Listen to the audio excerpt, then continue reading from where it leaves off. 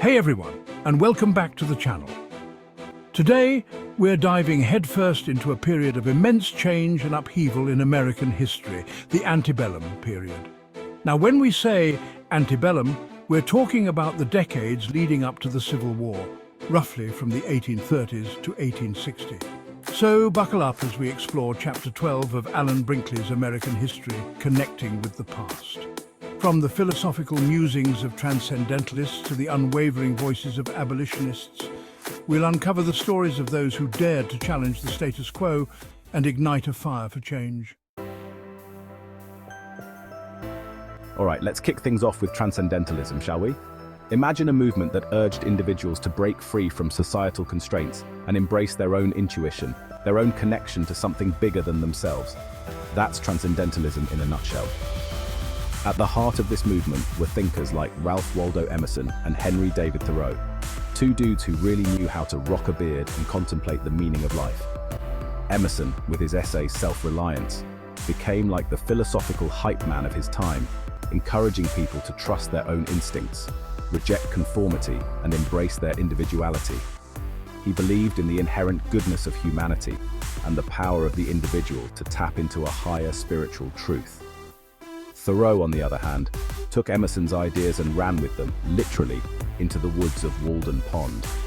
His book, Walden, chronicled his 2-year experiment in simple living, a testament to self-sufficiency and a deep connection with nature. Think of Thoreau as the OG minimalist, ditching the hustle and bustle of city life to reconnect with the essentials. He believed that by simplifying our lives and immersing ourselves in nature, we could truly find ourselves and connect with something larger than our material possessions. Both Emerson and Thoreau championed the idea of a personal connection to the divine, a belief that transcended organized religion and emphasized individual intuition and experience. They challenged traditional ways of thinking, urging people to question authority, embrace nonconformity, and forge their own paths. Their ideas resonated deeply with a society grappling with rapid industrialization, urbanization, and a growing sense of individualism. So there you have it, Transcendentalism, a movement that celebrated the power of the individual, the importance of nature, and the pursuit of a deeper truth. All right, folks, let's talk about a movement that shook the foundations of American society, abolitionism. This wasn't just some polite disagreement over tea and biscuits. It was a full-blown moral crusade against the brutal institution of slavery. At the forefront of this movement were some seriously courageous individuals, people like Frederick Douglass, a former enslaved man who became a powerful orator and writer, using his own experiences to expose the horrors of slavery. Then there's William Lloyd Garrison, a white journalist who didn't shy away from calling out the hypocrisy of a nation that claimed to value freedom while enslaving millions. His newspaper, The Liberator, became a beacon of hope for abolitionists, a platform for their voices to be heard. And let's not forget about the incredible Sojourner Truth, a woman who escaped slavery with her infant daughter and became a force to be reckoned with. She traveled the country, speaking out against slavery and advocating for women's rights, captivating audiences with her powerful speeches and unwavering spirit. These abolitionists, along with countless others, faced fierce opposition and even violence for their beliefs. They were ridiculed, threatened, and even attacked for daring to challenge the status quo. But they persisted, using every tool at their disposal: speeches, newspapers, books, and even the Underground Railroad, to fight for the freedom of enslaved people. The abolitionist movement was a testament to the power of human empathy, the courage to stand up for what's right, even when it's dangerous, and the unwavering belief in the equality and dignity of all people. Hold on to your bonnets and bustles, folks, because we're about to dive into the world of women's rights in antebellum America. Now, during this time, women were largely confined to the domestic sphere, expected to be wives, mothers, and keepers of the home. But a group of courageous women, and some enlightened men, were about to challenge those expectations and spark a movement for gender equality. The year was 1848, and the place was Seneca Falls, New York. It was there that a group of visionaries, including Elizabeth Cady Stanton and Lucretia Mott, organized the Seneca Falls Convention, a landmark event that would forever change the course of women's rights in the United States. The convention issued a Declaration of Sentiments, a powerful document that declared, "We hold these truths to be self-evident, that all men and women are created equal." They demanded the right to vote, the right to own property, the right to education, and the right to control their own earnings. The Seneca Falls Convention was a watershed moment, marking the beginning of the organized women's rights movement in the United States. It laid the groundwork for decades of struggle and activism, inspiring generations of women to fight for equality. So imagine this. You're living in a time of rapid change and social upheaval. The Industrial Revolution is transforming the landscape, cities are growing at an unprecedented rate, and traditional ways of life are being challenged. It's enough to make anyone crave a simpler, more idealistic existence, right?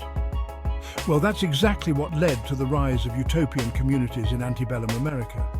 These communities, with names like the Shakers, the Oneida Community, and Brook Farm, were like social experiments, attempts to create a more perfect society based on shared values and communal living.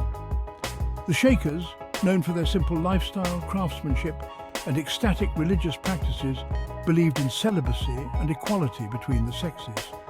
They created self-sufficient communities where everyone worked together for the common good. Then there was the Oneida community, which took communal living to a whole new level. They practiced complex marriage, where every member was considered married to every other member, challenging traditional notions of monogamy and family. Now, let's talk about a topic that's near and dear to my heart: education. Because in antebellum America, education wasn't seen as a right. It was often a privilege reserved for the elite. But that was about to change, thanks in part to a passionate advocate named Horace Mann. Mann, often hailed as the father of American public education, believed that education was the key to a more just and equitable society. He argued that an educated citizenry was essential for a functioning democracy, and he dedicated his life to making that vision a reality. Mann traveled tirelessly throughout Massachusetts, observing schools and advocating for reforms. He believed that education should be free and accessible to all children, regardless of their social class or background. He envisioned a system of free, publicly funded schools that would provide every child with an equal opportunity to learn and succeed. He pushed for teacher training, standardized curricula, and improved school facilities, and his efforts paid off. Massachusetts became a model for other states, and the movement for public education spread throughout the nation. Okay, let's talk about a movement that might seem a bit, shall we say, quaint by today's standards, the temperance movement. Now, when we say temperance, we're talking about abstaining from alcohol, and in antebellum America, this wasn't just about personal choice. It was a full-blown social crusade. See, alcohol consumption was a serious problem back then. It was linked to poverty, crime, domestic violence, and a whole host of other social ills. And a group of reformers, primarily women, decided enough was enough. They formed organizations like the American Temperance Society and set out to persuade people to give up the booze. They used all sorts of tactics, lectures, pamphlets, even dramatic plays to get their message across. They argued that alcohol was a dangerous drug that destroyed families and communities. But there's no denying that it had a profound impact on American society, paving the way for later efforts to regulate and restrict alcohol consumption. All right, folks, let's wrap things up with a look at the flourishing world of American literature during the antebellum period. This was a time when American writers were finding their own unique voice, exploring themes of individualism, democracy, and the search for identity. We're talking about literary giants like Nathaniel Hawthorne, the master of symbolism and dark romanticism, who explored the themes of sin, guilt, and the Puritan past in novels like The Scarlet Letter. Then there's Herman Melville, whose epic seafaring tale Moby Dick grappled with obsession, revenge, and the vastness of the human condition.